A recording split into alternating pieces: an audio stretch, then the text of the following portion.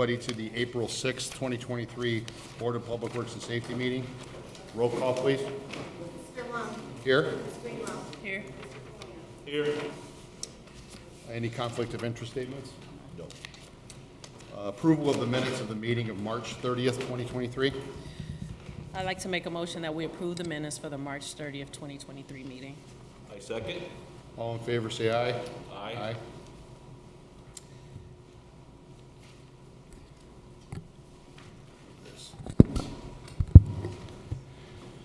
Okay, matters from other, bid openings, there are none. Number 6, matters from other department heads or their representatives. Having none, moving on to correspondence. Number 7, letter A, correspondence received from Dean Button, Capital Improvements Board, requesting $542,004.08 of CIB funding to be allocated for the state line closures and the approval of construction agreement with Reith Riley Construction Company submitted for approval. Good morning, Mark. Good morning. This is actually just a contract for the state line for $542,000. It was the third time it was bid out because the other prices were too high, so I would recommend approval. A motion to approve the correspondence received from Dean Button as submitted. I second. All in favor, say aye. Aye. Letter B, correspondence received from Dean Button requesting $215,905 of CIB funding to be allocated for the Holman Avenue striping, 165th to Douglas, and approval of quote from Traffic Management Company submitted for approval. Yes, this is another issue that we've been having, is trying to get a contractor to do this work because nobody put in quotes the previous times. So we did get a good price, so I would recommend approval. Okay, and I'll point out that they are signed by the controller and by the mayor. Motion to approve the request received from Dean Button as submitted. I second. All in favor, say aye. Aye. Letter C, correspondence received from Dean Button requesting $62,000 of CIB funding to be allocated for the state line closures and agreement for professional services with First Group Engineering submitted for approval. And this is just overseeing the construction, so it's construction supervision. I would recommend approval. Motion to approve the correspondence received from Dean Button for the state line closures as submitted. I second. All in favor, say aye. Aye. Letter D, correspondence received from Dean Button requesting $1 million of CIB funding to be allocated for the 2023 annual resurfacing program submitted for approval. And this is basically just resurfacing throughout the entire city, approximately 20 different streets. It would be starting as soon as the plants basically open up in April. So it would be starting probably in May, June. So I would recommend approval. The 215? Yeah, you got that one. You got the 62,000. Oh, I went past that one? Oh, sorry about that. We did. Mark, I'm going to go back to C. It looks like I skipped one. I'm going to go back to C, okay? Oh, okay. Correspondence received from Dean Button.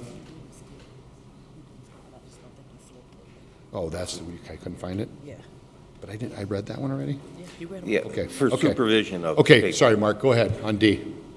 D is basically our annual resurfacing program, approximately 20 streets. Councilman had input on what streets. We verified the streets and have a quote. So probably in the near future, May, we can get started on them. So I would recommend approval. A motion to approve Mr. Button's request for the annual resurfacing program. Thank you. Submitted. Thank you. I second. All in favor, say aye. Aye. Letter E, correspondence received from William Short, Chief of Police, submitting the petition for retirement of Sergeant Richard Howard, who have served the citizens of Hammond for 25 years, effective at the close of business on June 26, 2023. Motion to approve Chief Short's request. I second. All in favor, say aye. Aye. Letter F, correspondence received from Captain Bunner advising that the following officers have completed the field training officer course and request they begin receiving specialty pay. Walter Peterson, Kyle Wagers, Jose Velez, Jesse Hamer, Edward Horta, Ronald Davidson, Dursich, and Dave Zamora, and Corporal Dan Mahoy has been reassigned to Detective Bureau and will relinquish his FTO specialty pay submitted for approval. Motion to approve Captain Bunner's request as submitted. I second. All in favor, say aye. Aye. Letter G, correspondence received from Lieutenant Bogey requesting the approval for the disposal of 4 Hammond Police Department squad vehicles that have been totaled and are no longer in use. You good with that?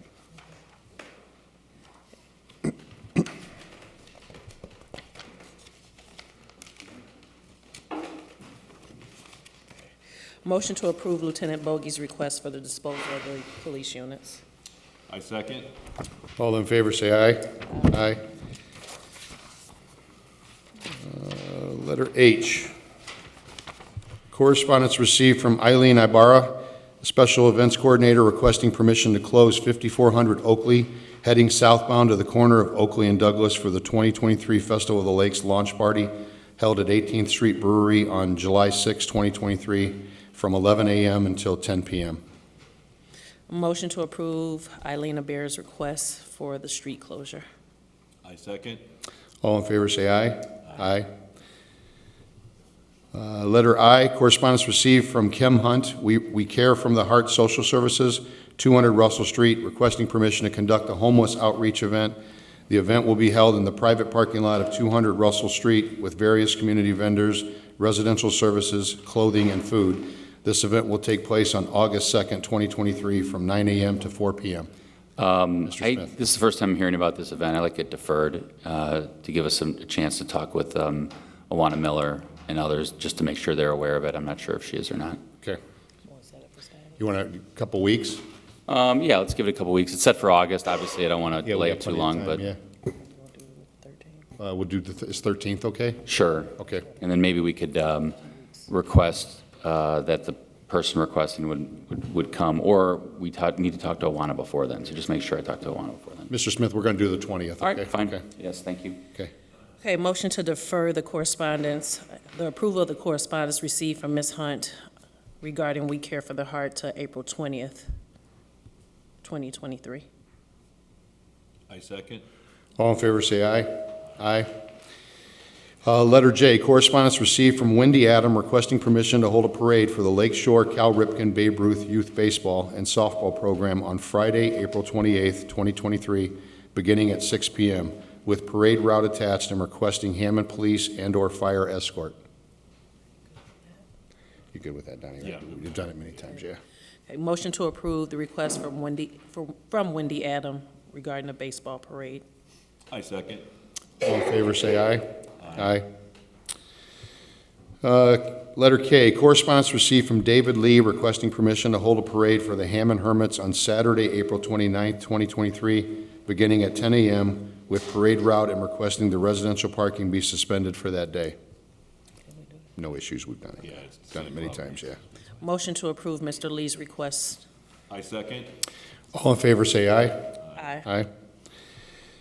Letter L, correspondence received requesting stop signs at Conkey and Rhodey Avenue and on Kenwood at Rhodey Avenue due to speeding vehicles on these streets.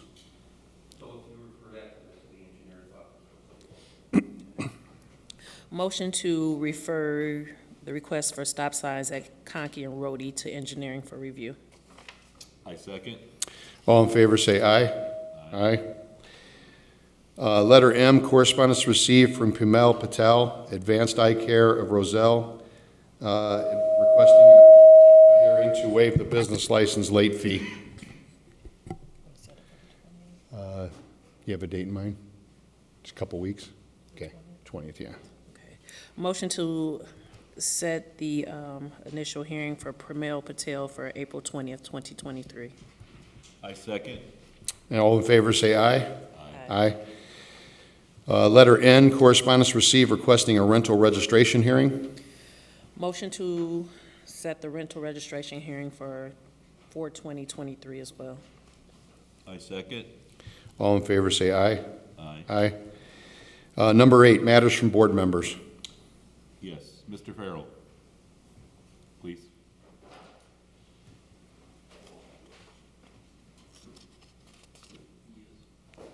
You have a couple of rental registrations you bring up here?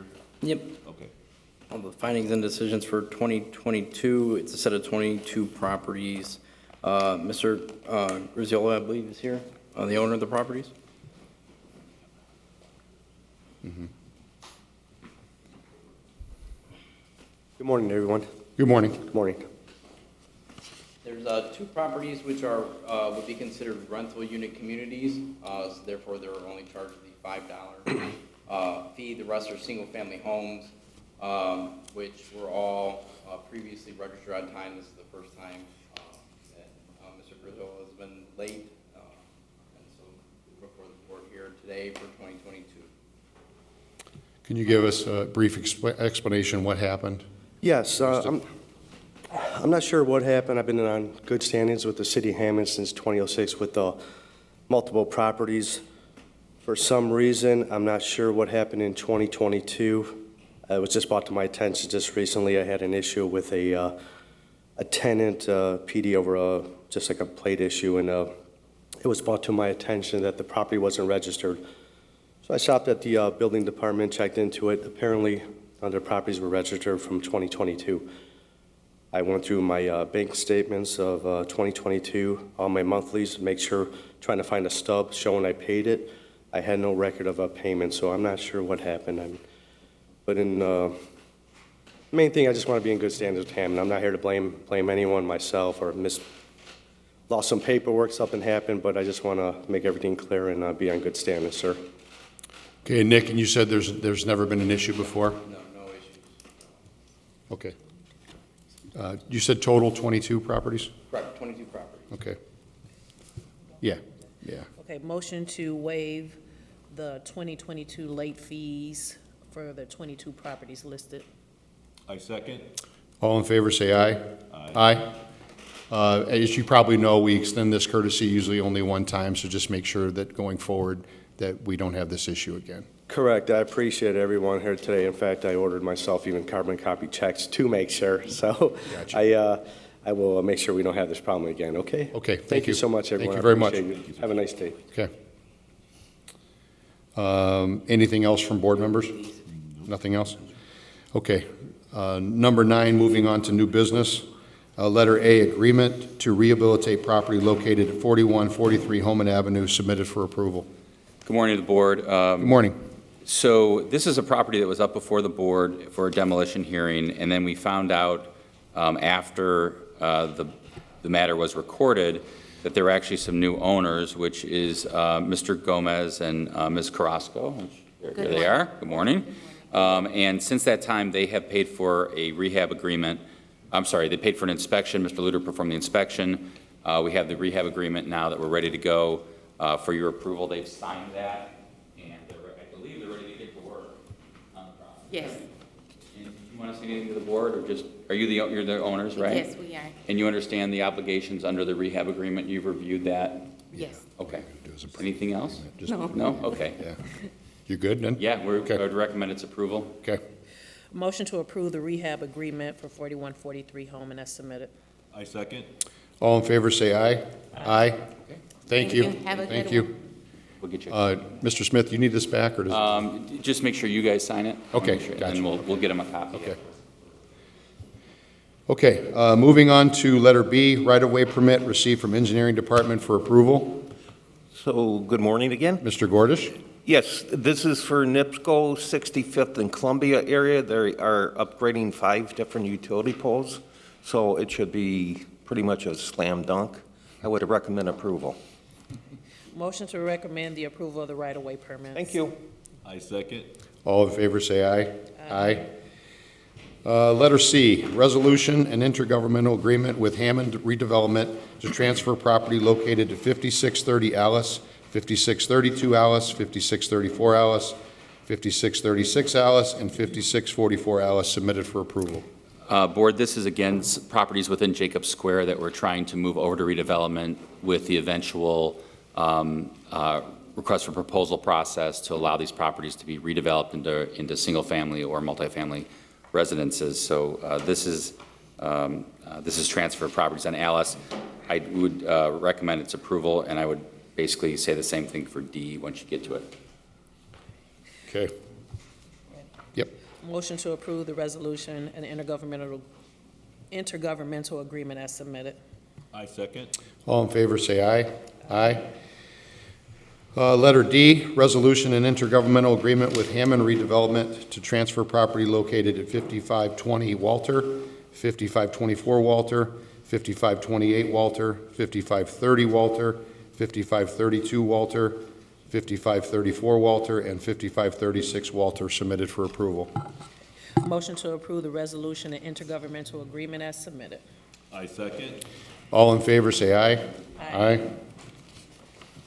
Okay, moving on. Letter E, request for advertising dates of April 13th, 2023 and April 20th, 2023, with a bid opening of May 4th, 2023 for the Hammond Police Garage project submitted for approval. Yeah, yep. Motion to approve the advertising dates as submitted. I second. All in favor, say aye. Aye. You have something, Mr. Gordis? No, You're waiting I the have next the one. Okay, next one. Letter F, request for advertising dates of April 13th, 2023 and April 20th, 2023, with bid opening of May 4th, 2023 for the Clark Field Second Edition project submitted for approval. So this is for the infrastructure improvements. It's been long awaited, and I would recommend approval of those dates. We can get going on it. Thank you, sir.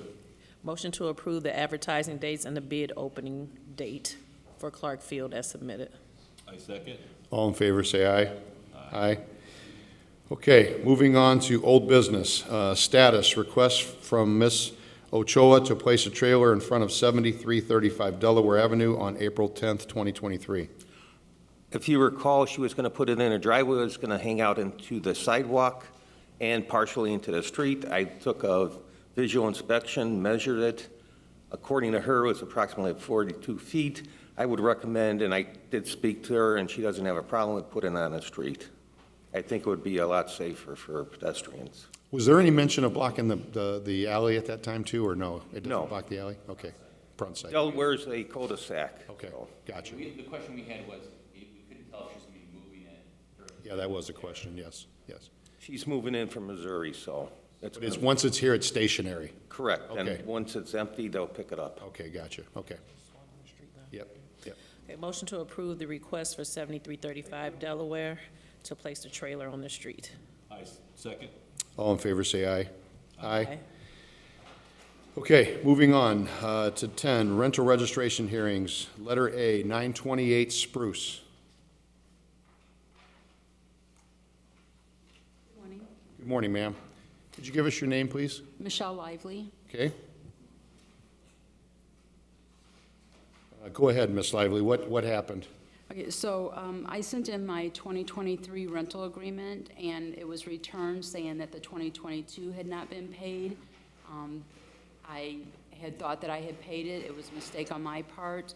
I believe I've owned the property since maybe 2012, and I've always paid every year on time with no issues, so I apologize for, not getting it paid last year. Yes, ma'am. 928 Spruce, we have listed under Mitch Properties LLC as the owner since January 27th of 2014. It's a single-family home.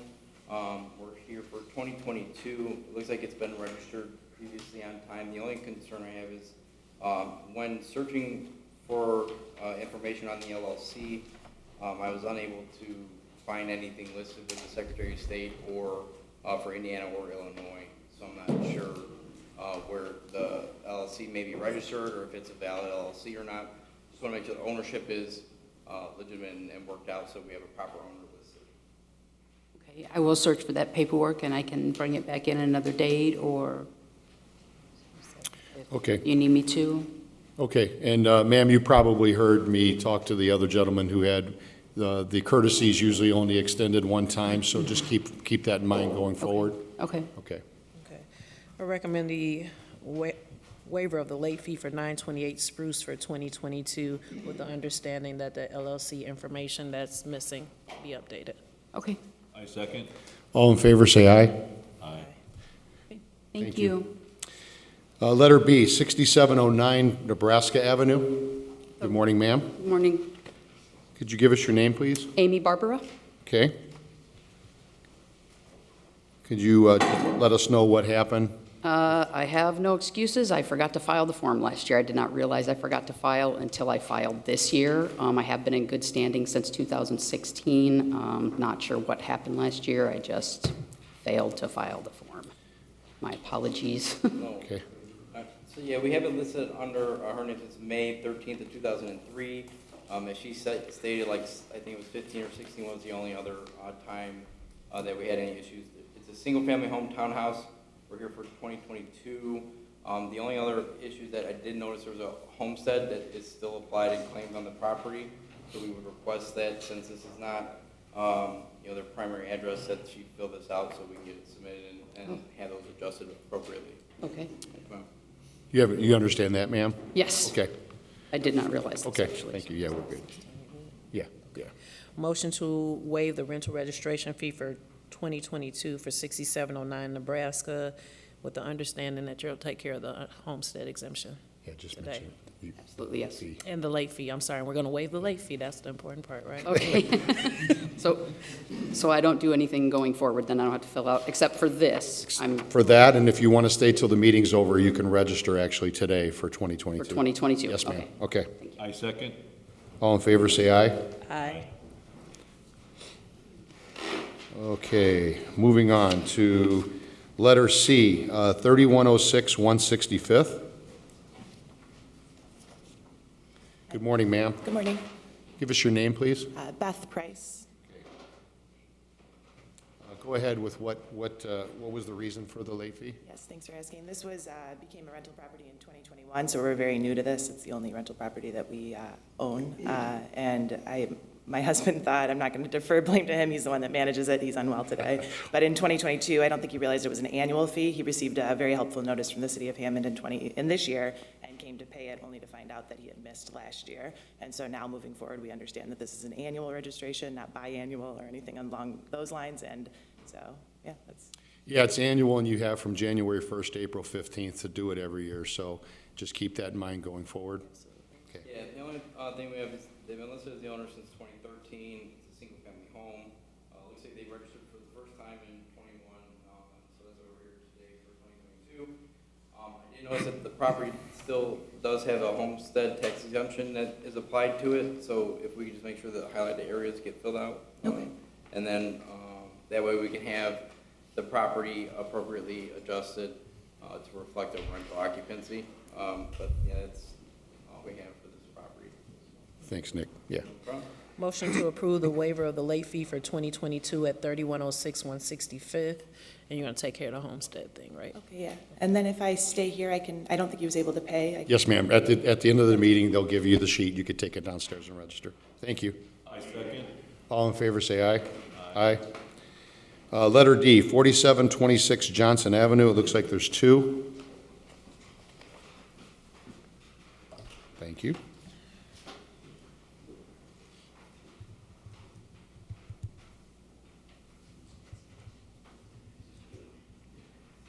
So 4726 Johnson, we have under the ownership of Ms. Garcia since 2006.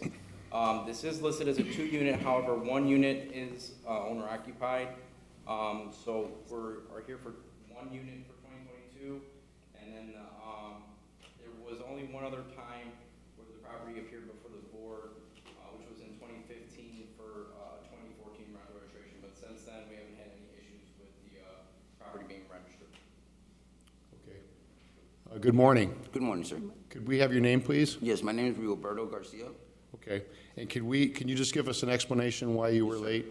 It wasn't renting at the time. My father had they needed some fixing on there, and he had a couple strokes.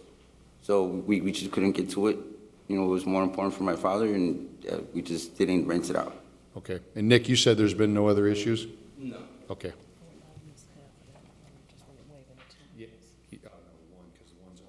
Is the one owner occupied? Probably, yeah, we still have the owner listed. Yes, so just We one. still occupied? Yes, yes, she's still there. Okay. Yep. Good. Yep. Motion to approve the waiver of the late fee for 4726 Johnson for 2022. I second. All in favor, say aye. Aye. Thank you. Thank you so much. Okay. She can take those, yeah. Okay. Ask her can I give you these at the end? Because I got to sign them all. Do that. Okay. And we'll send them to Bernie. Okay, gotcha, okay. Okay, moving on to number 11, hearing reference to a business license denial for Xavier Research and sold by offer. Before we get started, I want to say good morning to everyone. This is the hearing on the appeal of the denial of 2 business license applications. The applications that were denied were made by Antonio Alvarez for the following businesses: Xavier Research Institute LTD, located at 6040 Homan Avenue, which was a denial of a new business license for the nonprofit art center. Number 2, sold by offer, located at 6040 Homan Avenue, which was a denial of the renewal of a business license for an auction for high-valued assets vehicle mechanic lien.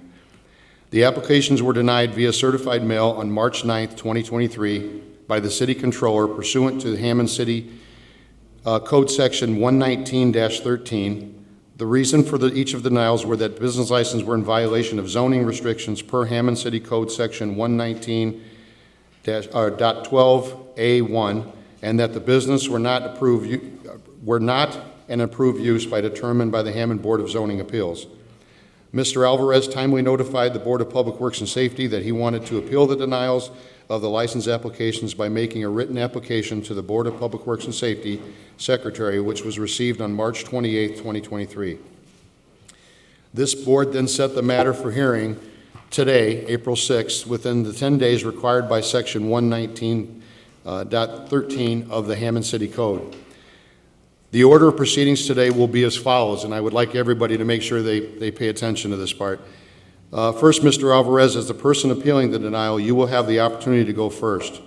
You may present information, testimony, and evidence to the board supporting your request to overturn the denial of the license. Then the city will have the opportunity to ask questions or cross-examine you and any witnesses you have. You may then redirect questions to your witnesses. Next, the city will present their information, testimony, and evidence in support of the denial of the license. You will then have the opportunity to ask their witnesses any questions you may have. They will then have an opportunity to redirect questions to their witnesses. You will then have an opportunity to present any rebuttal information you may have. Throughout the proceeding, the board may have questions of you. If they do, they can ask them at any time. I want to make sure we're clear on that part, okay? The board will then take the matter under advisement and will issue their findings within 10 days as required by Hammond City Code. The first matter we will hear will be from Xavier Research Institute, and you may proceed, Mr. Alvarez. Thank you, Board. So I've obviously applied for back in, I want to say 2012. Sorry, hands a little dead. In 2012, well, actually, I acquired the building in 2010 in tax sale. Back at the time, Mr. Novak, or the first Don Novak was the, I guess, zoning affiliate person that was there, mentioned that it was out of zoning because it was purchased. Before it was purchased, I take it back. Before it was purchased, it was used to be called Sawyer College. It was a college for probably a few decades. It was probably about 6 years. It was left in tax sale. The person tried selling it. No one wanted to buy it. We brought it off the tax sale. We then rehabbed it and got it back on the quote-unquote tax roll. And then at that point, we found out that we couldn't use it outside of an R1U, I think, which is a home. So we went back to the zoning appeals, filed for a variance. The variance gave us the ability to do several things. It was approved, and one of the approvals specifically because it's a nonprofit organization that we gave the, well, we started a nonprofit organization, Xavier Research gave the building to a nonprofit for an art center.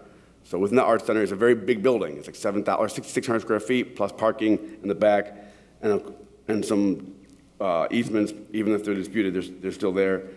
So we got the property to be approved for my auction house. I'm an auctioneer, licensed by the state of Indiana, went to school for it, went to school here, from Purdue to Chanel, and nevertheless, so I'm a resident from here. So they approved me for an auction license. They approved me for at that location. I asked the city back then to approve me for an auto auction license, or an auction license in general, an auto auction license, specifically within their C1- code. They gave me a permitted use for arts and crafts. the whole building by itself, several different photography studios, art studios, photocopying studios, residential on the second floor if needed, and the main one would be business and professional offices. All those were already pre-approved. From that standpoint, to about 2006, I probably had 30 or 40 different renters that will come rent from us. At the time, the state of Indiana had what was called a professional license as a automobile wholesaler, which just required you to have an office. So that building has about 24 offices at the time that were there. Things were going well with that until the state got rid of that license. When they got rid of the license, obviously our tenants left, and we always had and maintained an auto auction license there. For some reason, whether it be administrative changes, we could not get a renewal done for a silver offer. So we still just kind of kept applying. I'm not sure even we were denied. We never received it. And then I got sick multiple times from the hand, the shoulder, facial surgery over the course of 5 years. We came back to redo it during COVID because we heard that there was a COVID application for businesses, and that's when we found out that there was no license on file. During that time frame, same thing, I think Mr. Tom Novak was the intern person that came in, and we kept emailing them, listen, we have our licenses, we're still there. We work on an appointment basis as an auction company. We go to different sites and have auctions. Best way to describe an auction would be an estate sale. You have a house, someone passes away, we go to the house and file the sale at the location. Paperwork and filing things stay at that building. So we were still using it for that purposes. Then finally, we went to go reapply again because we have tenants that want to rent from us now. And one tenant was an attorney, licensed in the state of Indiana, and we were denied probably 3 years ago, or he was denied 2 or 3 years ago for some occupancy thing. So we contacted the state of Indiana. Only two tenants. It will be me, or our ownership, which is Executive Research, and this one particular tenant. The tenant was having such a hard time, he just moved out, right? So we lost the value of having a tenant there. Hammond lost the value of having a valid attorney on that strip. And obviously for us, we just kept kicking the can down the street. As a nonprofit, like a church, then you guys don't license churches, unless you guys do. But from my records, from my recollection from reading, there are no business licenses for churches. When a church has a worship on Sunday, they might have a rummage sale. You guys don't require them to have a license. So for our purposes, we just kept moving on until this new year, last year, you guys started requiring all nonprofits to have licenses. Now, hence we apply. We cited the fact that we didn't assume we have any issues, because now we have someone in zoning that's here full-time, we have our nonprofit organization, and we have our legal approved variance done, which says professional offices, which says specifically auto arts and crafts and photo studio, which is what we do. And then we're denied now. So what was puzzling to me when the denial seemed almost scripted in the sense of kind of like paper stamping it, hey, we didn't read it, let's move on. Because yes, at service value, when you look at the zoning, R1 is not commercial based, right? And this is why I'm here today. But if they look further and they were seeing on file we have our variance, it wouldn't have been denied, in my opinion. Okay. Do you have any further information or evidence testimony to offer? I do. Well, it's small. Even if I already have it, I already sent it to you. It's our approval from our legal notice, what we sent out. It might be a quarter of a page. I'm sure it's in here, but yeah. We have no objection to that. Yeah. Yeah. For the record. Okay. Yes. Thanks. Yeah. Thank you. Appreciate it. Thank you, Mr. Smith. You know what happened? Thank you. Why don't we just mark that as Exhibit 1? Okay. Yeah.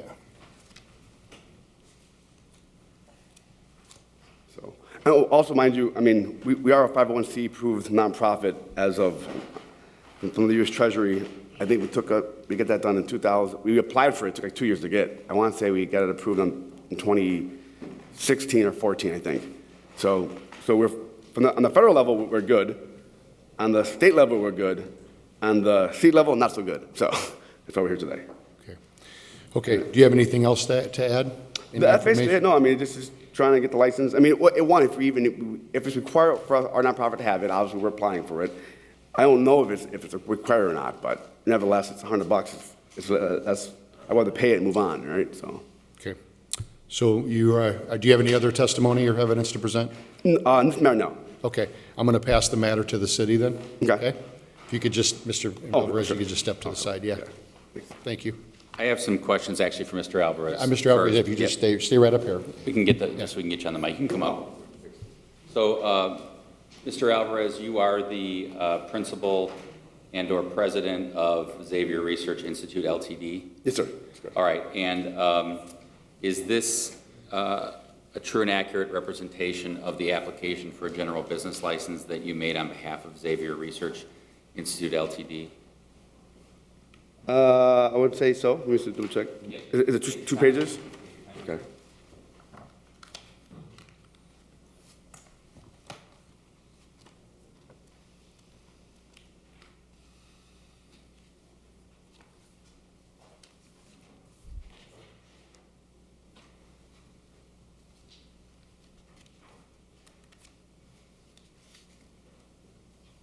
Looks about right, yes? Okay, and did you sign it at the end? I believe I did. Let me see. Is that your signature? Yeah, poorly, but yes. That's okay. Yeah. I mean, but that's your signature. Yeah. Mine's not any better, so Yeah. but that's your signature, correct? Yeah. And you understand that you signed it indicating that at the end you acknowledge that under the penalties for perjury, you're the applicant for the license, you swear the information furnished by you is true and correct.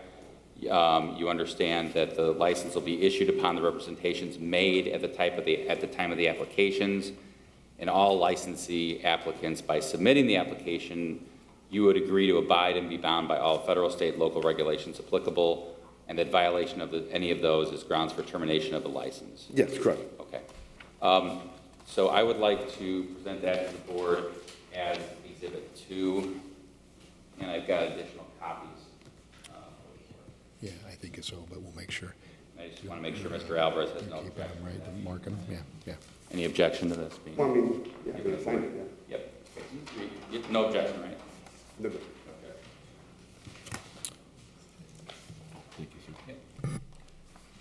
All right, so Mr. Alvarez, you have indicated in your application I'm gonna that you are requesting it to, you've indicated you're a nonprofit, correct? Correct.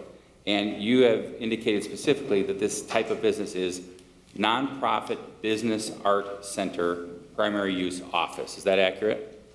Yes. All right. Could you please explain to the board what a nonprofit business arts center primary use office is? In other Sure. words, what do you want to do there? Sure, sure. So essentially, when we apply for our license, or our nonprofit is basically a business incubator. So we're actually in different states, not just here. So this would just be our professional office for Indiana. So we already own the building, and it's, you know, it's an art center that we have there. So we're applying for our office to get our license. And Okay, then so just so I'm clear, so it sounds like the primary use is administrative, I guess. administrative offices for your business, which is Xavier Research Institute LTD, correct? Correct. All right. So what about this business arts center? Is that, I'm trying to figure out what a business arts center is. Okay, gotcha. Oh, so essentially, it's just a location for us to, if you're an artist, to come and have we're an auction company, so we would auction off your work. So the old term of having a starving artist doesn't have to necessarily be starving anymore. So whatever you create, we take photos of it, and we upload online, like Etsy or any type of, Etsy's an online platform for selling things like eBay. It's kind of like an online gallery? Kind of like online gallery, more specifically. And then essentially it would be used for that. So in there, we had some issues with the roof recently, so that's another issue. Another reason why we're delaying a lot of our stuff is we were in a lawsuit with the insurance company for 2 years. They finally cut us our check to fix our roof, which now we can get back on the roll. So specifically, if I could ask you, how many Sure. people would be involved in the online gallery business arts center? It's mainly me. So let's say if you're an artist, you bring me your stuff. I'm trying, Yeah. The reason I'm asking Yeah. that question Yeah. is I'm trying to figure out parking. If you have Of course, yeah, of So course. how many people at the office would be there on a daily basis? No, I mean, very few. I mean, everything we do is on site. So if you're an artist, we go to your... On site or online? Oh, I'm sorry. We go to your... So let's say if you're an artist and you're in Carmel, Indiana, we'll drive to your location, take photos there, and we upload them from our studio here. All right, so outside of a parking space for you, or if you have one employee on this, Yeah. that'd be all you needed? For the most part, yeah. I don't have any other questions of Mr. Alvarez, but I do have some other testimony. Okay. Go ahead, you can proceed with that. Yeah, I'd like to call Megan Flores, the city controller.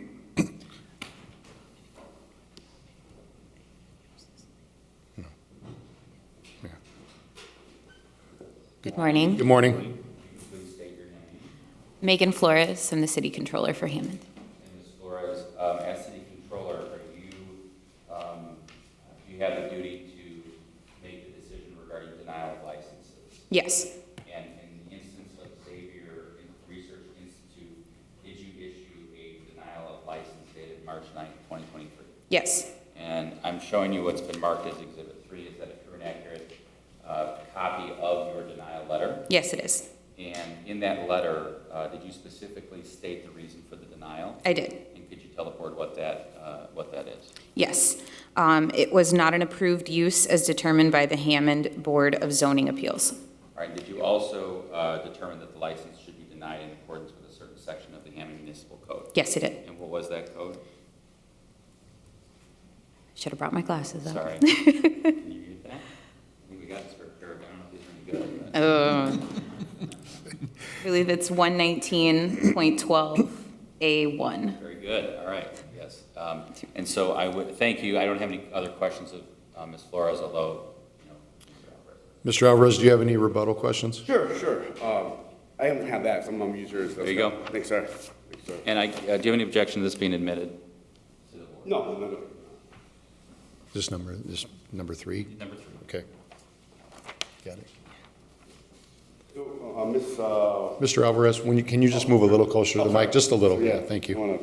What's this COVID? I got you.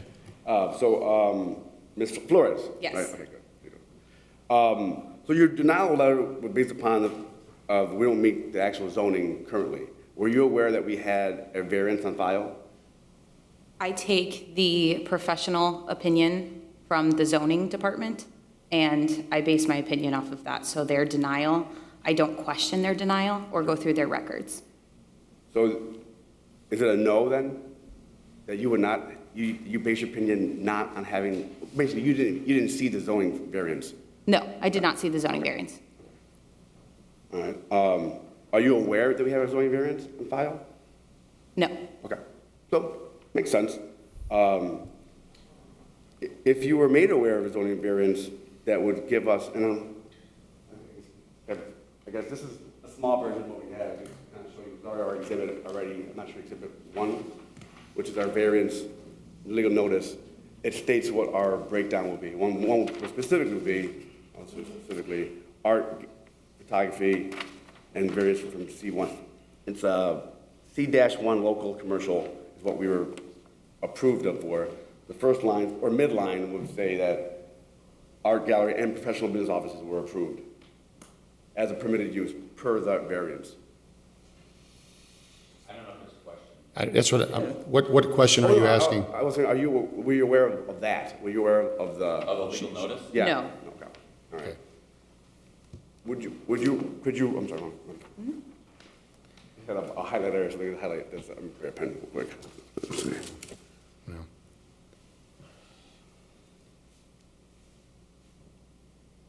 If you could read this center section where it says the permitted use, if you could, yeah. I can attempt. Small like, The request, is that where you're asking me to start? oh, just what's the We permitted? would, this- we would stipulate that the notice says what it says. Yes, she's already testified that she didn't even look at that, so, Yeah, we would agree that the notice says what it says. okay. Well, that's basically it. Okay. Thanks. I don't have any You have nothing else for Ms. Flores? No, should be good. Just one quick follow-up for Ms. Flores. Ms. Flores, we mentioned, as the controller, you're aware of the records that are kept by the city, and that would include any conditional use or variances that are issued by the Board of Zoning Appeals. That's correct. All right, and once you receive information from the Board of Zoning Appeals or the zoning department that there's a denial, it's your testimony today, then you take that professional opinion, and when you issue your denial, you use that as the basis for your denial. That is correct. No further questions. Thank you, Ms. Flores. Next person I'd like to call would be Brian Fullenson. Good morning, Mr. Poland. If you could state your name for the board. Brian Poland, Director of City Planning. Good morning.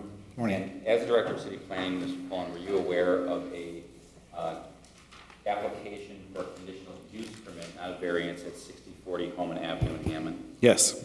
All right, and in fact, if I could show you a copy of that, is this in fact a true and accurate copy of the conditional use permit submitted by Xavier Research Institute Ltd. under zoning cause number Z-12-03? Yes, this is the cover letter, the petition document, and some additional exhibits that's part of the application to the Board of Zoning Appeals. All right, I'm going to mark this as exhibit 5 if I can find it. I'm sorry, exhibit 4. Or, yeah. Show it to Mr. Alvarez. Mr. Alvarez, do you have any objection to that? That's your application. Oh.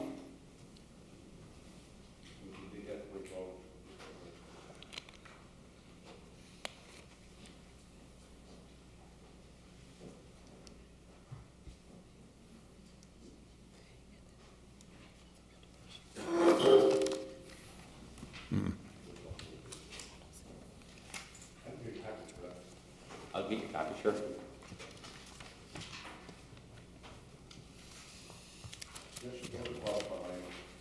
Okay.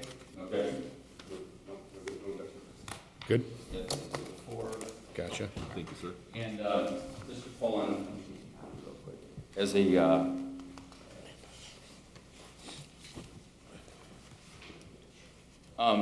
Mr. Poland, so the process is that a person that is asking for conditional use would submit something that looks like exhibit 4, is that correct? Yes.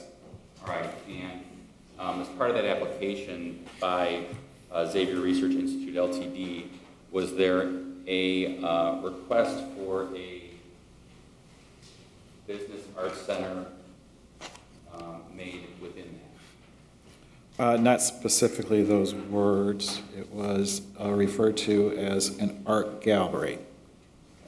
And as a result of this permit, did the Board of Zoning Appeals issue a conditional use permit?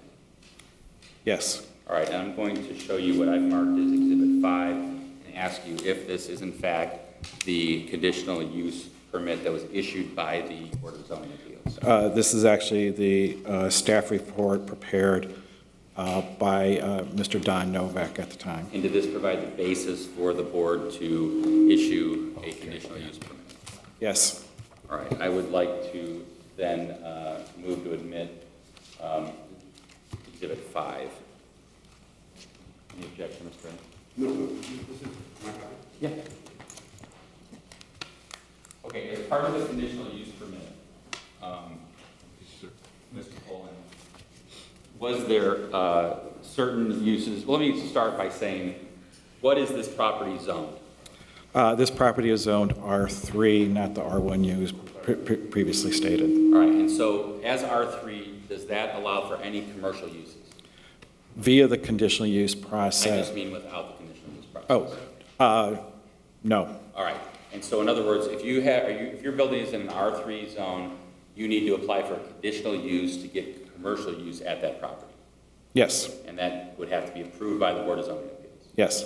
All right, in this case, you mentioned that the Board of Zoning Appeals did approve a conditional use permit. My question to you is, did it restrict the type of commercial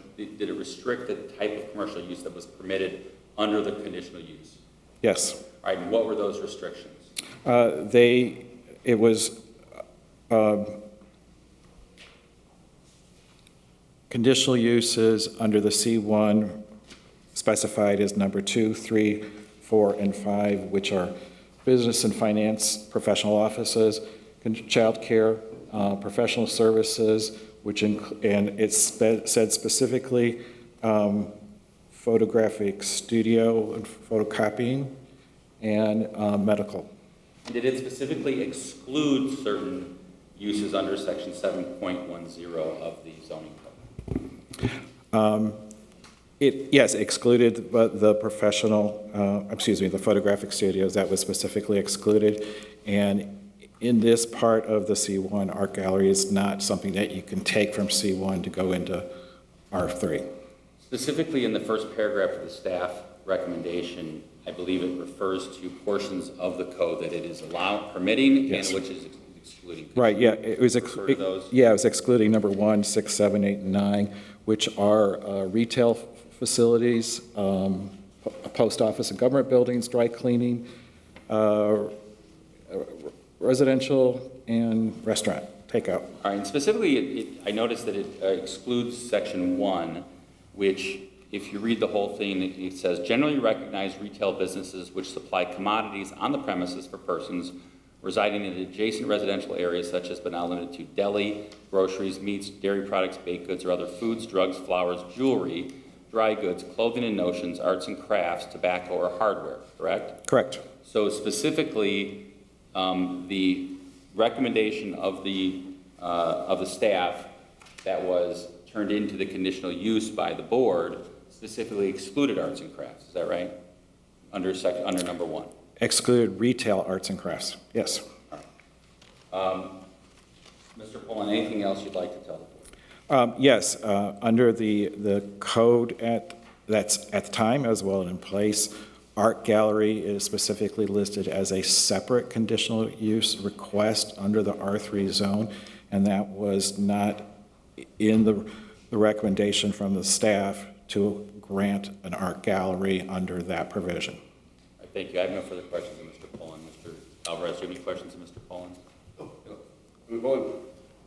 Yes, this is what, this D1203, this is what was approved, or this was just what I presented to the board at the time? The document in your hand is the staff report's staff's recommendation to the Board of Zoning Appeals. Do we have the actual approval, the proof, I guess, the proof stamp variance, what's approved, what's not approved, or this both what I provided to you, which is this, and what this is, are both recommendations. This is what I wanted, this is what you guys assumed. Mr. Alvarez, we got to have you step a little closer. Yes. What was agreed upon? Do we have that in file? Based on the information that I was able to find in the files, that the board would have gone with the staff recommendation. Unfortunately, we don't have a set of the minutes. That was my next question. That. So, I'm assuming most stuff is taped, my assumption, even back then. Yes. Yeah. So it would be potentially possible to pull up the video if need be at a later date. Well, it wouldn't be a video. Audio, I'm sorry. Audio. So, but looking at the staff recommendation of it, photocopy studios are included. Well, I guess the first step is from a professional office standpoint, attorney, auctioneer, those things, architect, zoning consultant, those things will be approved at my location. Can I refer to the ordinance? Thank you. Okay. Off the variance. No, I'm referring to the statute. Could you re-ask your question, please? Okay. Well, I was basing upon what I know our statute says what we can and can't do. Most stuff from R3 is more like single-family home or residence-based or resident-based business such as a daycare, right? Where you have a group of people or little people assembling at the property. But there is a portion in the R3 conditional uses is professional officers. I want to say it's number 7. Yes, number 2 is professional offices. Yeah. So when I applied for the variance at the time, it was to include that, obviously, and a few other things from C-1. Because this is, if I look at this is what you guys said I can do, right? This is my understanding. This is what. Yes. Okay.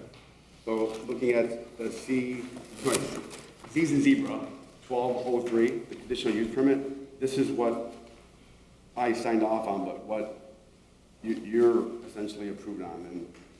And photographic studio, photocopy studio, and excluding all use 1-6 to 7-8.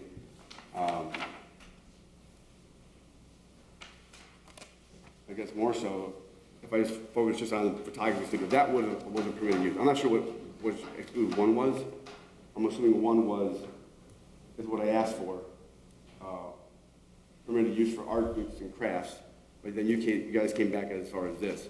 Now, I'm assuming it's all accurate and it's the real, real deal, so to speak, but without audio. I'm not sure if Mr. Mr. Alvarez is asking a question. That's what I was going to say. Mr. Alvarez, can we get to the question yet? Sure. Yeah. Sorry. So is photography studio and professional offices approved per the recommendation of this Z1203? The professional offices were approved based on the items listed in the ordinance, which are very specific. And the number 4, personal services, it was specifically photographic studio and photocopy shops. We're approved. Were approved. Was it approved? Again, this is just our recommendation. We don't have a minute for it. We don't know what was approved yet. That's our issue, my issue. Well, I was like, well, I asked for this, you guys recommended this, but the actual minutes of what happened, we don't know. Yeah. This question, no, that's a question. Do we not have that file at all? There's no thing, we don't know what was approved?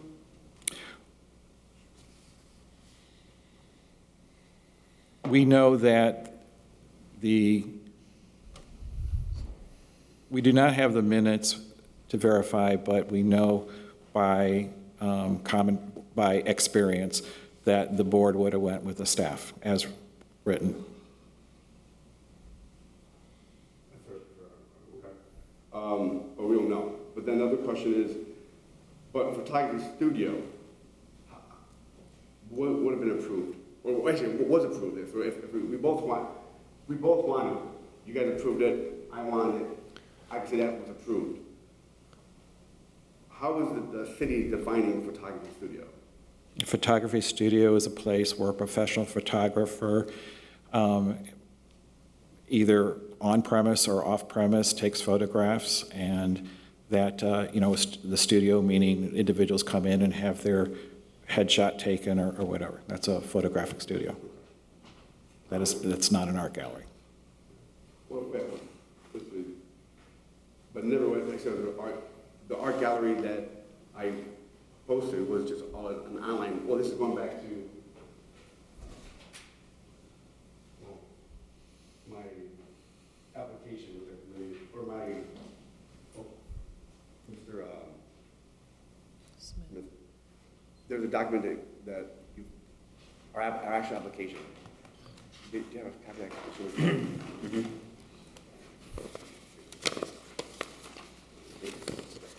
So I'm just going to go back to an actual application, the one that was denied by the controller based on the description of this application. This is the application, I'm not sure you have copies of it, but this is the application for my business license for my nonprofit. The top portion, does anywhere say art gallery in there? Art center. The art gallery though. No. And then, but the next word would be, the primary use would be office, am I correct? Yes. So, as I described, my definition, the person who's asking me, our main purpose of this building is to keep files and upload our documents online, for an online gallery, kind of NFT. I'm in Bitcoining, I'm in that kind of stuff, so nothing's actually there, so to speak. So behind the difference of it is, I just need a place to upload things, right? I do this from my house in Chicago, right? But I choose to do it here because I'm in Hammond and I own the building for so long. Is this again, a question? You can make that argument, Mr. Alvarez, whenever you want. I just want, or at least I should actually address the board, I'm sorry. Yes, Mr. Alvarez, I would like you to stay kind of with a question. You tend to kind of narrate and ramble on, and we'd like to have a question, okay? Okay. How do you define office, I guess? An office is where an employee conducts the normal business of, or the normal activities associated with a business, whether it's, doing paperwork or computer work, meeting clients. Okay. So you said computer work. So that's, when I do computer work, would it be fair for me to be able to upload documents to my server as a means of office work? Conceivably, yes.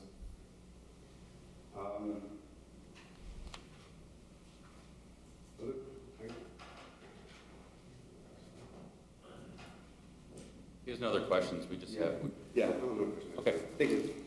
You have nothing else, you said? No. Okay, okay. Thank you. Mr. President, that is all the evidence the city has to offer regarding Xavier Research Institute LTD. So unless Mr. Alvarez needs to submit anything further, we'd like to move on to the sold by offer. Mr. Alvarez, do you have anything else to say or present in rebuttal? In rebuttal, more or less, it's just, obviously I've been here probably. Can you move to the mic? There you go. Thank you. I've been a part of the community for almost over a decade. I turned 42 like this, right? I can imagine when I'm turning 62. Conceptually I've been having a struggle with this building from the most part, and obviously it's just circumstantial. The building I bought was a tax sale. It was what it was, and we kind of do our best to make it worth something. Something for myself, for my family, something for the community, something just so it's not just an eyesore, right? You guys are putting we are putting a bunch of our money. I'm a taxpayer, so I gave you my money to make Hammond, for me specifically, better.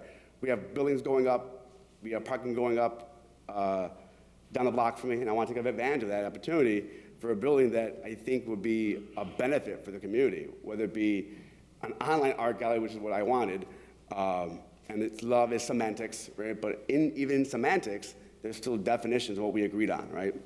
We agreed to a photo studio. We agreed to an office. We agreed to an office definition of me uploading stuff online. I don't know if it's anything past that, why it was denied. I feel it should be approved. I think it should be improved from the beginning, but we're here today.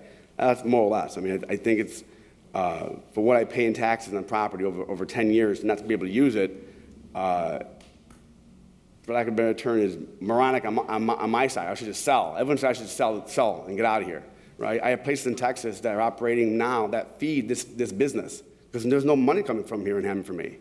I could hire more people. I pay $80,000 to people in Texas. I could pay them here, but I can't do it here because I can't even get a business license. I could open up and just do it, but I don't do that. I'd rather apply for the license, what am I approved for, and based upon those approvals, I could bring more jobs to an area that needs more jobs, that could pay for these condos that are going for $250 or plus, right? So that's more or less my take on this. Okay. Do you have anything else, Mr. Alvarez? Okay. The board will take this matter under advisement, and I'd like to move on to the next matter, which will be the sold by offer. Mr. Alvarez, you may proceed.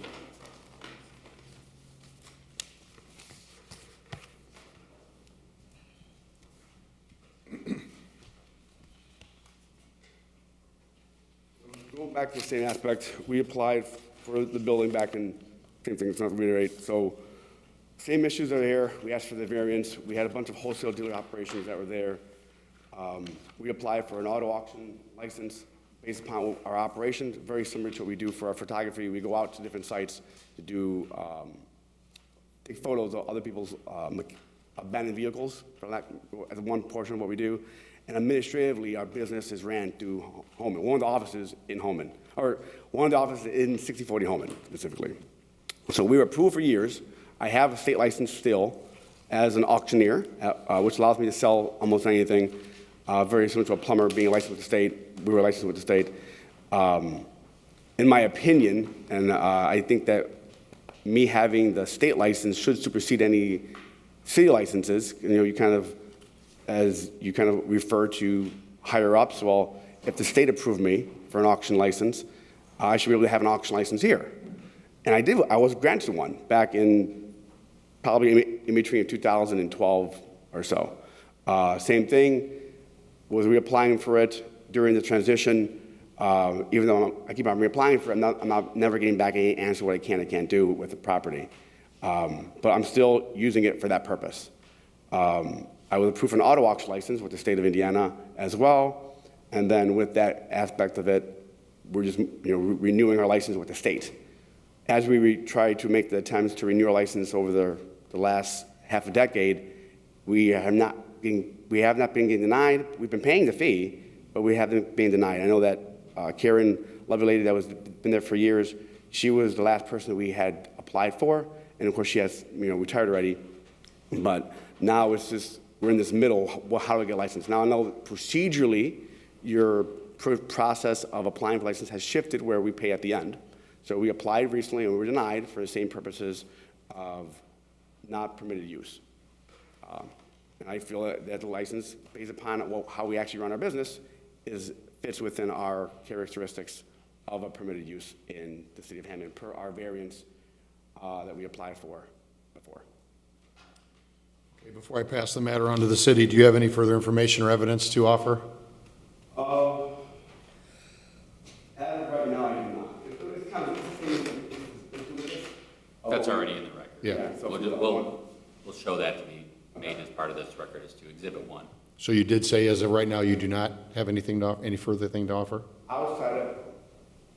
Outside of what we currently gave, information we gave you for exhibit research, same information. Okay. I don't know if procedurally do I have to re-show it again or not, but there's Okay. no objection, it's the same information. Thank you, Mr. Alvarez. Okay, I'm going to I have pass a couple questions pass for it to the Mr. city. Alvarez. Sorry. I'm sorry. No, it's okay. I'm going to pass it to, go ahead, Yeah. Mr. Alvarez, move back over. Mr. Alvarez, kind of same questions. I'm going to mark this as Exhibit 5. This is this the application that you made for sold by offer with the City of Hammond for a business license? Yes, it's this, Mr. Smith. Okay, and I noticed that you've marked it as a sole proprietorship. All right, is that accurate? Yes and no, but it's accurate in the sense of my current business. The one reason why we're reapplying for this is Sold by Offer Incorporated has been the current holder of licenses from before. We wanted to change to a sole proprietorship from a corporation. Because I noticed you listed a federal ID, which usually means that there's some federal tax ID, which means there's usually some incorporation of some sort, and it's not a sole proprietorship, because usually you use your social security number. Correct. That was partially true. You would traditionally use your social security number, but I applied for it as a sole proprietorship with the IRS. So the IRS provided me as my sole proprietorship this number of 84 number. Okay, so that's a tax ID number as a sole proprietor? Correct. Okay, and is that your auction professional license number listed there? AU? Yes. Yes, Okay. sir. All right, now you've listed this as a type of business auction, primary use auction for high-valued assets / vehicles, mechanics liens, correct? Correct. All right. And is it your contention before this board that you have applied either for a conditional use or other variance from this property's zoning of R3 to allow an auto auction at this premises? I'm sorry, you asked me if I applied for it. Have you ever requested from the city a conditional use, a variance, or anything else that would allow an auto auction from this premises, which is zoned R3? Yes. Okay, when did you apply for this as an auto auction? Well, I need to go down again to semantics. I applied for it as a professional office. I have a professional license. We have a lawyer's license, practice law. I have a license to practice auctioneering, right, for lack of a better term. So within that, it gives me the power to do all the different things that are necessary, one being auto specifically. I understand what your license allows you to do. What I'm asking you is, in your application for a business license, you've listed auction for high-valued assets / vehicles / mechanics lien. Did you apply with the city at any time for conditional use or variance for an auction at this premises? Yes, I asked and answered in the sense of, as a professional office, for professional uses, the term professional means it has to be licensed.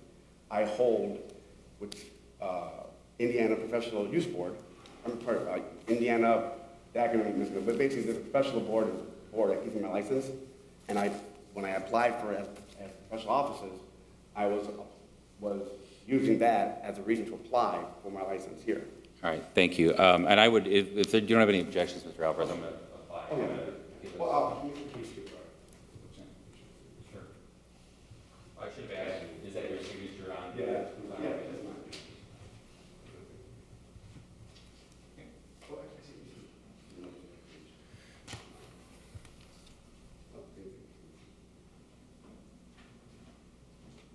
No objection? Mr. Alvarez, no objection? No objection. Okay. No objection. That's all the questions I have for Mr. Alvarez. The next witness I'd like to call would be, well, actually, I'd like to, Mr. Smith? Yes, Before we sir. go on, That one's Exhibit 6, right? Oh, did I lose track? Yeah, we just want to make sure for Could we clarification. change that for? Yeah, we'll change it to Exhibit 6, yes. Okay, proceed, please, sorry. In Exhibit 7, I'd like to put into evidence, it's Ms. Flores's denial letter for sold by offer. Mr. Alvarez has no objection. I'd like to put that in number 7. Yeah, that's your copy. No objection. Waiting for it. Thank you. Yep. Got my numbering right now? Yes, we're good, yes, thank you. All right, next witness we'd like to call, or the only witness we'd like to call, is Mr. Tom Novak.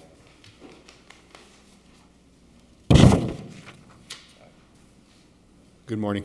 Good morning, Board. Mr. Novak, could you please introduce yourself to the board and your position with the city? Yes, Thomas Novak. I am the Assistant City Planner.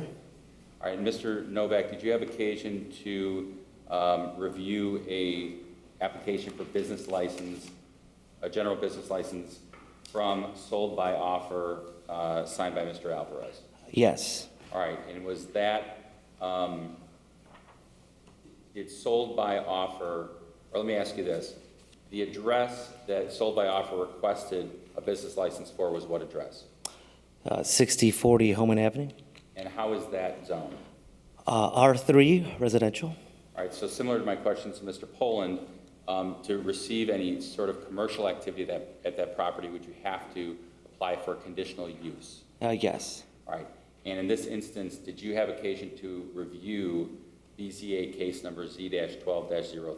Yes, I did. All right, did the application by Mr. Alvarez, the petition to the board, or the staff recommendation include any allowance of use for auto storage, auto auction, or auto, auction for high-valued assets / vehicles? No. All right. In your opinion then, Mr. Novak, does the conditional use that was granted to Mr. Alvarez allow for an auto auction at his premises? No. Would there be enough space for parking of cars or anything else for an auto auction at his premises? No. All right, and why is that? Looking at the BZA case file, originally there was plans for 13 spaces to be striped in the rear of the lot. We would believe that 13 spaces wouldn't be enough for the volume of cars being auctioned, especially if there is a dual use with an art gallery or other uses. Including professional office space? Yes. And so, Mr. Novak, did you in fact deny or suggest to the controller the denial of this application? Yes, I did make that recommendation to the controller's office. All right, and is that on page 2 of Exhibit 7, your denial? I'm sorry, page 2 of Exhibit 6? Six, yeah. I was going to say, yes. Is that your signature? Yes, that's my All right. signature. And what did you indicate there, if you could tell the board why the reason for denial? Auto auction is not a use approved by Board of Zoning Appeals in BZA case number Z1203, property zoned R3. All right, thank you, Mr. Novak. I have no further questions of Mr. Novak. Mr. Alvarez, you have any rebuttal questions? Yes. Mr. Novak, hello. Mr., always as close as you can. There you go. Thank you. Okay, and I know. Mr. Novak, when did you become the current position now? What year, if you recall? I believe that would be August of 2020. How long have I've been contacting you from that time, I assume? Well, we are acquainted prior to this during my role as code enforcement, I guess. Well, I guess my question would be, have I submitted documents that are trying to, or do you know that I currently hold an auction license with the state of Indiana at that location? If you're referring to your auctioneer license, yes, with the state of Indiana for auctioneering, not specifically something for that property. So, unfortunately, I guess traditionally, like I didn't know who was going to be here, I would provide more documentation, but. Mr. Alvarez, can I ask you a question real quick? Does the state auctioneering license have to be attached to an address? Yes. It has to be attached to a Yeah, specific address? It has to be attached to an Indiana address, Okay, in this state. Other Okay. states, it's not. okay, sorry, go ahead. So my auction license that I hold two of, one is Sold by Offer Inc. Are you familiar with me?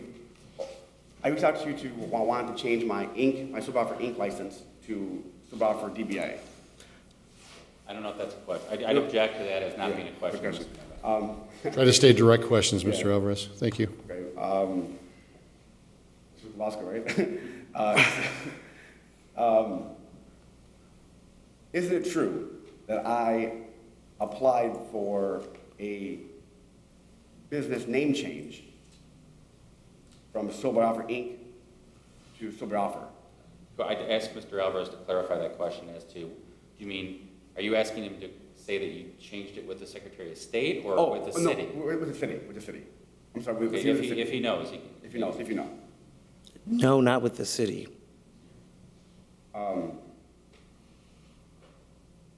Unfortunately for me, it's hard for me to rebuttal with, I have emails of me contacting Mr. Novak that we currently have a business license now, that we want to do a name change. An entity change and a name change to sole proprietorship. Mr. Novak, did I ever email you a copy of my current auctioneers and auto auctioneers license?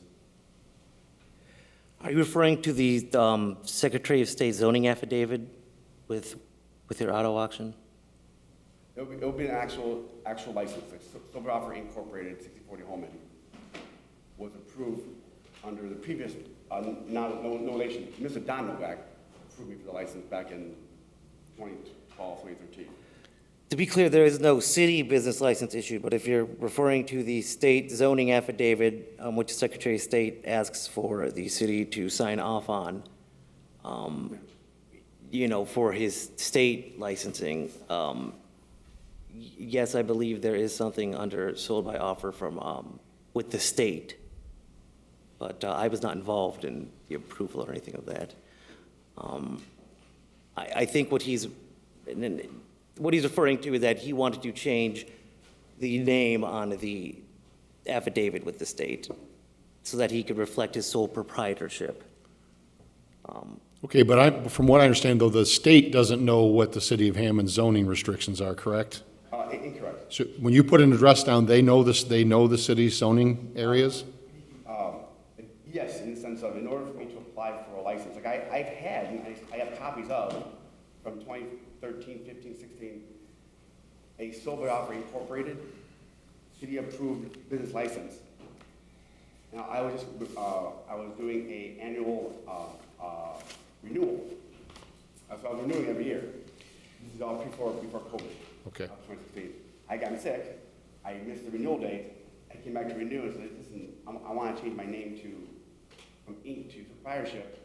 And I submitted it to Ms. Karen downstairs. And that led to the time frame of the previous Mr. Novak, or there's an open spot trying to fill who's going to be it. And I just waited, thinking it was just going to be approved like normally. So there's no way for me to get an auto auction license in the state of Indiana, which I currently hold now, without a zoning affidavit. Okay. So Mr. Novak previously signed off on my zoning affidavit for me to do my business online because we do everything online. I believe, to clarify, I believe he's implying Don Novak. Yeah, Mr. Don Novak. Yeah, we know. Is there another question? Yeah. Ms. Greenwell has one. A question for Mr. Alvarez. Are you required to have a address, a business location before you get your auctioneer's license? Correct. And what address were you using before then? This exact same building. The same building? Correct, yeah. So at the time, we've pushed through within the city by itself. We had 240 business licenses at 3 different buildings. This is a building I own, and I would help, I would have other buildings I would sublet before. So in order for that process to occur, you have to have, of course, corporation paperwork set up first, and then go to the city that you're going to be housing your auction or your license in general with the state, whether it be auto auction or wholesale licenses. And a zoning signature has to be signed off by zoning. Again, not this Mr. Novak, but the previous Mr. Novak had signed off on 200 plus of them. One, for me specifically, was an auto auction license. So I had that license signature signed, otherwise the state would not approve it at all. So I had that, I'm gonna call it the mix-up, but I guess the debacle currently, the issue at hand was when we applied, that Mr. Novak was already walking out the door to retire, and there was no one in his spot to re-sign off on it. So I just wanted to know what the address was, yeah. So, Mr. Alvarez, do you have any further rebuttal questions for Mr. Novak? More or less, so what you're saying to me, or you're saying to us, is that I've never sent you a copy of my Indiana. Mr. Alvarez, a direct question. You're making it like, you're making it general kind of thing, okay? He's already answered that. Yes. So, was it yes or no? Did I not send you my business license? I take, issue with the reference of business license, the term. My Indiana Solar Offer Incorporated auto auction license, I sent you a copy of that via email. As well as my business license for auctioneering as well. To be clear, this is not the city business license, so I'm not sure how much bearing it has, but he has sent me an application for a state zoning affidavit for the Secretary of State, which we did not sign, and that this was a change of ownership change is what he wanted to reflect on this. Okay. So ownership change meaning I do recall sending you my current Indiana approved sober offer Inc. license that shows I have a current auto auction license, which means I would have had a previous zoning person sign off on before, if they always have. I always renew with them, and I just never renew with the city. Again, Mr. Alvarez. narrative, is there a question? And I would like to add, a lot of the stuff that you mentioned, how come you don't have them with you today, if you knew that you were coming here today for this hearing? I myself didn't know that the licensing, No, but I mean, you mentioned emails and stuff like that you should have had that as part of evidence with you. Yeah, unfortunately, I didn't know who was going to be here. If I knew Mr. Novak, Tom Novak was going to be here, I would have prevented those things. I know I gave it to him, but nevertheless, if we have to do continuance until next week to provide it, or if you need me to send everyone copies of my licenses or the emails, I can provide that as well. I would object to that, I mean, that's the purpose of the hearing today. Should have had those today, Mr. Alvarez. So if you want to proceed with rebuttal questions, but make sure they're questions, okay? Like I said, you kind of talk about stuff, you're generalizing stuff instead of asking a question, okay? Good point. Okay. So from my understanding, the question I have is, how long have I been trying to get my zoning license, or my business license in general approved? I mean, it's an issue that I've dealt with since I've been in this position, off and on. 3 years? Are you talking about for sold by offer at this location? Sold by offer at this location? Correct.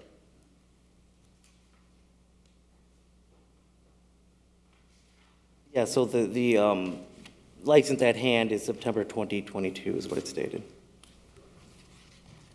Have I talked to you before this, via email? I mean, I have had correspondence with you, yes. Did I have any Silver Offer Inc. licenses in the emails on correspondence? I want to be clear that he keeps referring to a state zoning affidavit, which is only, has some bearing, but is not the matter at hand right now. And I want to be clear that whether Don Novak had approved things many years ago, things change, in the years in between. And, we did have some concerns verifying with the Secretary of State if he was still in full compliance with their regulations. So we have, withheld signing off on that updated ownership zoning affidavit. But besides that, I feel it's kind of circular questioning at this point. Okay. Anything else, Mr. Alvarez? Yes. You keep referring to the variance form to have you sign, but I also provided you the actual current license.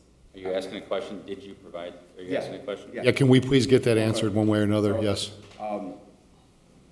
Did I provide you a physical license, whether it be in person or email, of my Sold by Offer Inc., which is currently held by the state of Indiana, and was just renewed, so I currently have a 2023. So it will be the 2022 I would have given you. He has provided, photocopied things, but I've never seen any anything but a photocopy. Is of the license? And yeah.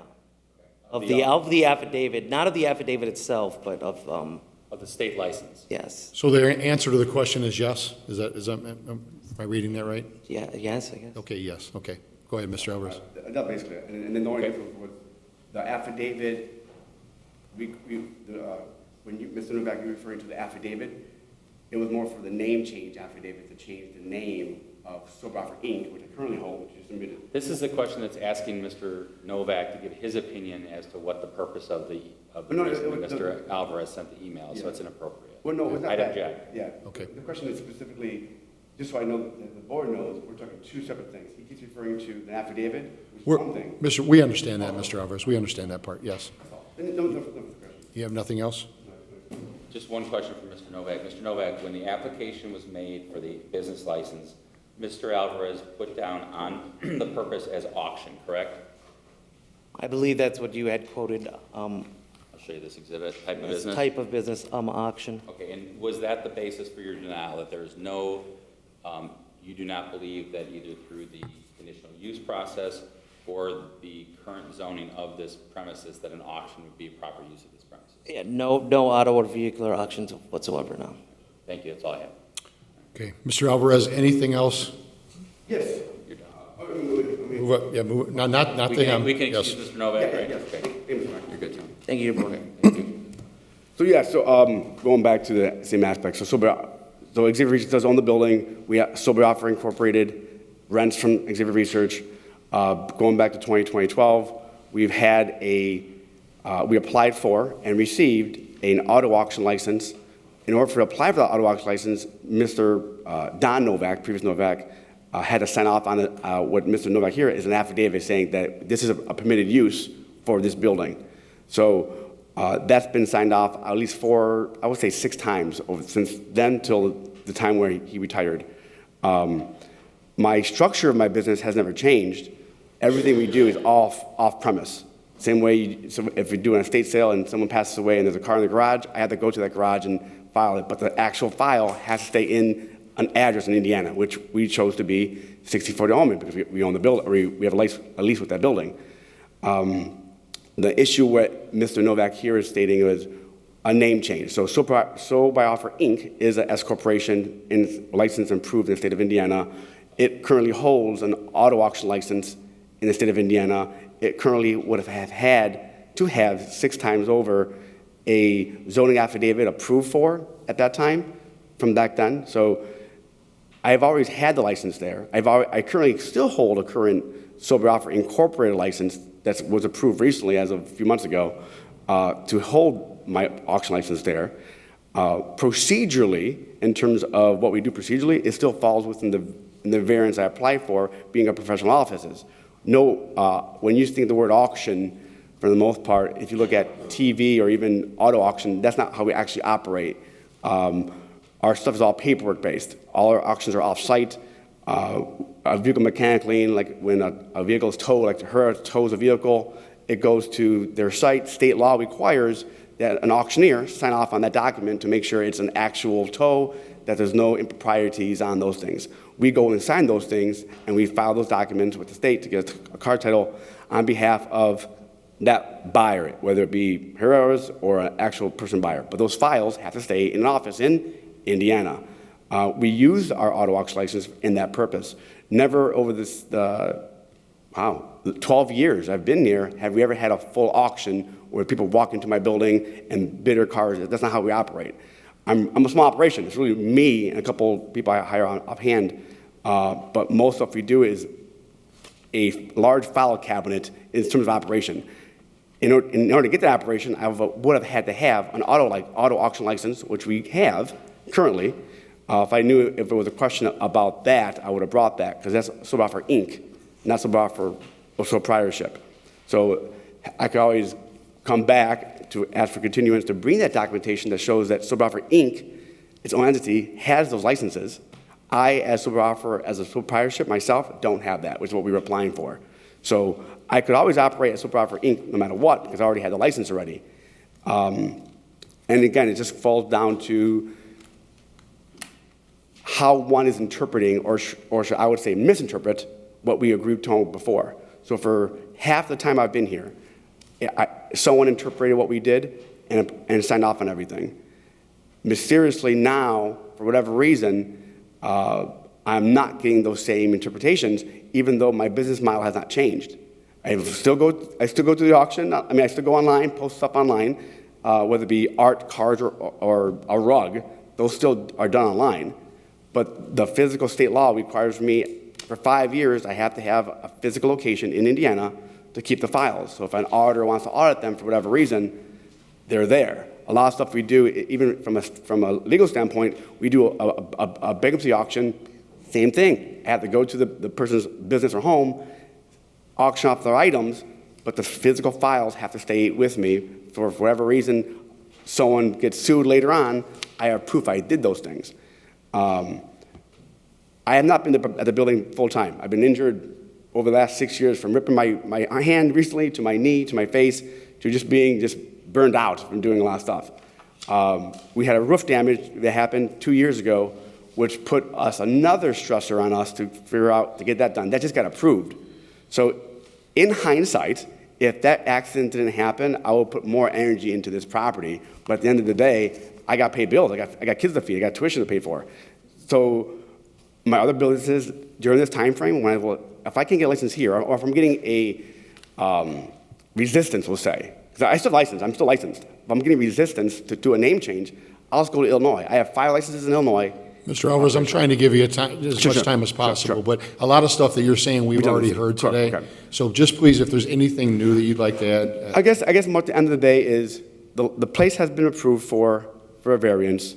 I got the variance. It was approved for a photography studio, which we take pictures of items, and a professional offices. We held those licenses, and a previous predecessor signed off on an affidavit which allowed the state to give us that license. If no one signed off on the state's affidavit initially, I would not hold Sober Offer Incorporated. Just so you know, that point that you continually make, we understand the point you're making. Okay. I want to guarantee you we understand what you're saying. Okay. Okay. So at the end of the day, it's basically, I just want to be able to open my business. I'm paying tax on a building between $8,000 a year. $8,000 a year times 12 years, that's almost $90,000 I paid out of my pocket, because there's no money coming in here. I don't make that much money here. I make money at other locations to offset that. But it's odd to me that you have a city administrator that's pushing pro-business, we want people to come to downtown Hammond. I've been there for over a decade. I put my sweat, heart, and tears in this. I'm breaking hands over this thing, right? So at the end, I'm fighting over the concept of, we're not gonna give you a license because we don't like you. And that's why I feel, right? And if you don't like me, well, then don't like me. But you're not gonna legally change the law mid-game and say, oh, we're playing football today. No, we're now playing baseball in the middle. That's not what I signed up for. I knew what I applied for in the beginning. I've had the licenses, and ever since other probably non-related issues with the city over buildings being knocked down or me suing for parking rights on different properties, those things have now merged their way into this business.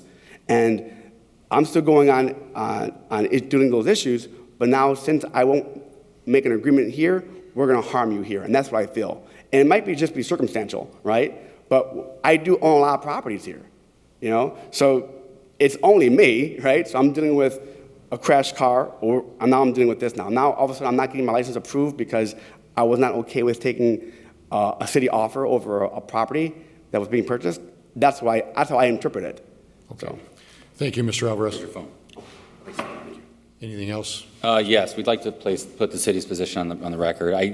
First, I guess, just going backwards, I take kind of extreme exception to Mr. Alvarez's contentions that somehow any issues we have with him on other matters impact this. I mean, I can tell you that on behalf of both the Controller's Office, the Law Department, the Zoning and Planning Department, those are all professionals. They look at things separately. This isn't combined with anything else that we have with Mr. Alvarez. So I'd like to just object to that line of argument because it's simply not true. What the board has before it is an application for a general business license.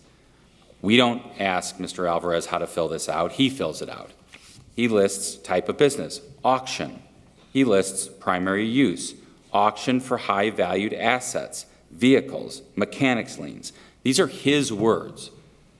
So when the city denies a license for an auction, that's why, because you can't have an auction there. In fact, when a state zoning affidavit for an auto auction is granted, it's because the state law requires autos to be available on site for viewing.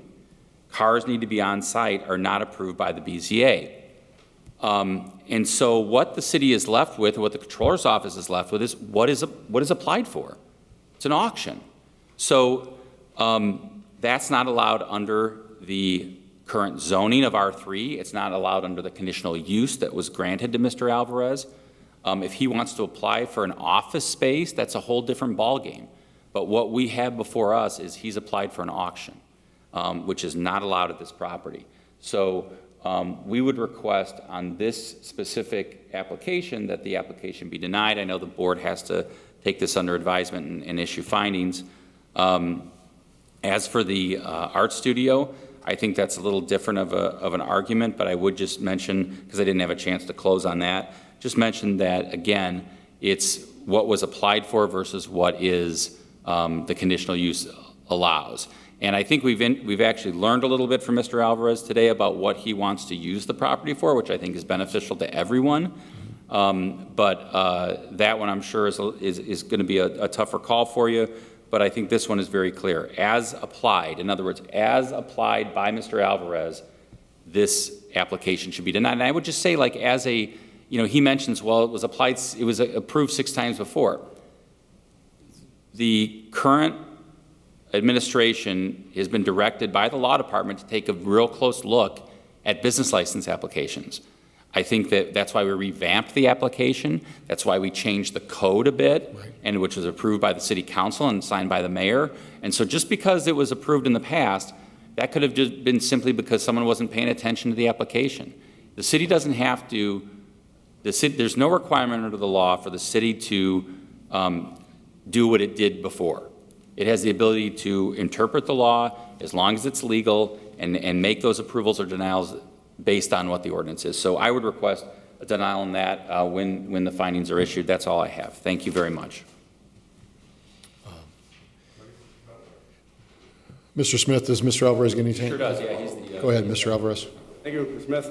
So, yeah, I definitely glad that you got some more our current insight. The same information I spoke to today, I did speak to the previous board back in a decade ago.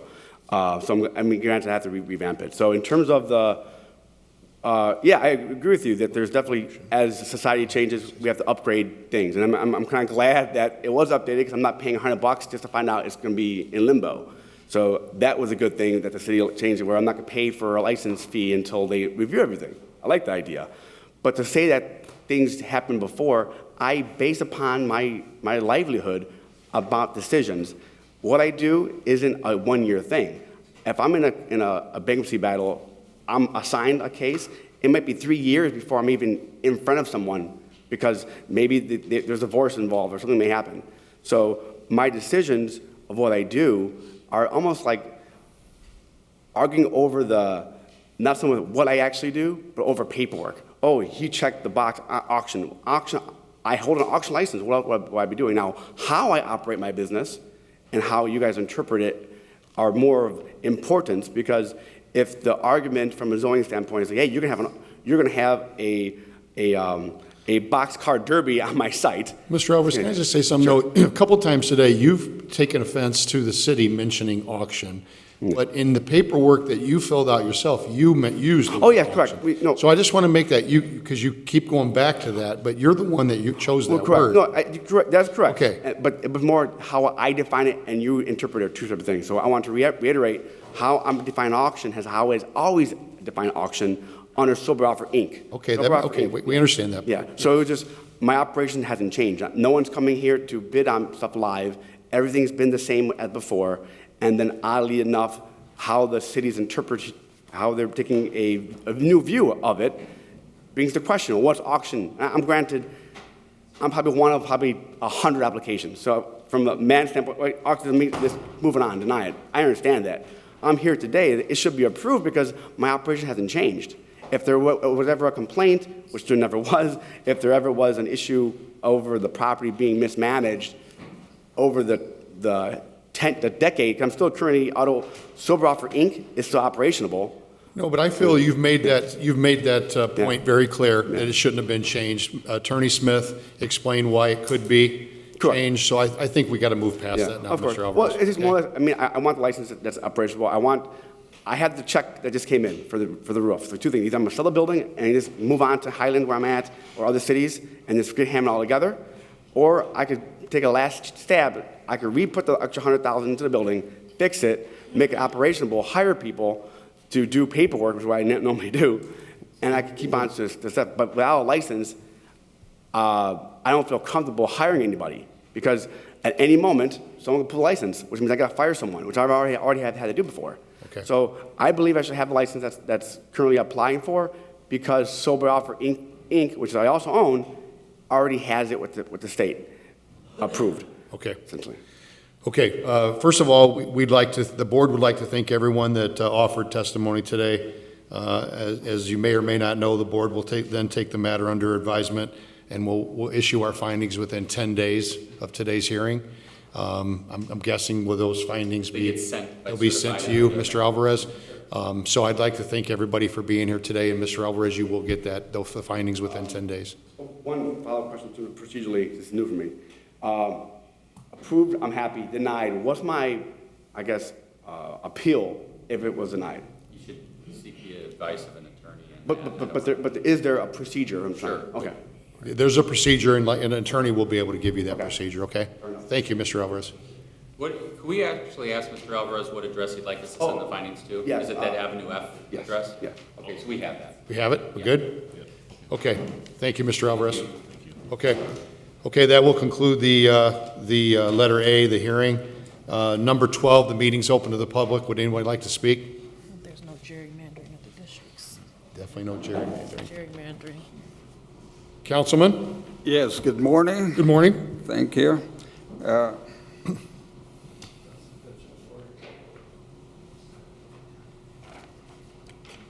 5218 Columbia. Whose area is that? It should be Rich. The address is 5218, and it's Smooth Asphalt Company.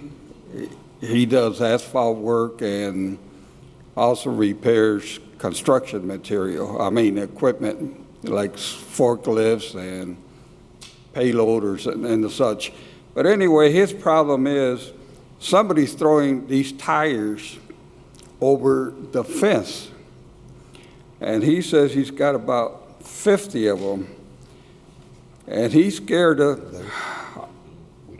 always scared to throw them back out into the alley, because then he'll get accused of